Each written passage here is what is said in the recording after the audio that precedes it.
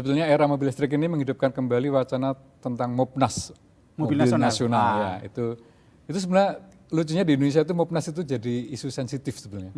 Dulu waktu zaman Soeharto ini jadi masalah karena ternyata mobilnya itu diimpor langsung dari Korea utuh oleh anaknya presiden gitu kan.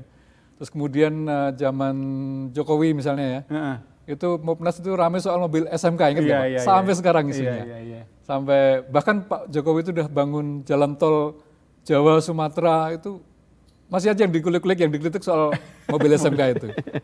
Nah, pertanyaannya adalah kenapa tiba-tiba pemerintah ingin menjadikan mobil listrik ini sebagai mobil nasional. Nah, itu kemarin kita pernah wawancara dengan pakar otomotif dari ITB ya. Kita kan tanya, kok dia kebetulan waktu itu ya, ini zaman Pak Jokowi. Waktu itu dia jadi penasihat Pak Luhut soal pengembangan mobil listrik di Indonesia.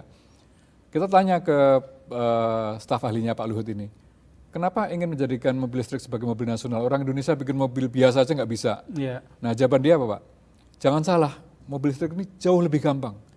Karena yang kita butuhkan cuma dinamo, motor penggerak, udah mobil itu jalan. Nggak perlu oli transmisi, terus oli dan sebagainya, itu nggak perlu lagi. Itu justru lebih gampang dan teknologi Indonesia lebih dari siap untuk melakukan itu. Baterai kita bisa pasok, kita bisa ini. Jadi wacana mobil nasional itu sudah ada sejak tahun-tahun terakhir Pak Jokowi lah. Nah, mudah-mudahan yang disampaikan Pak Prabowo di Magelang kemarin itu bisa kita wujudkan Pak.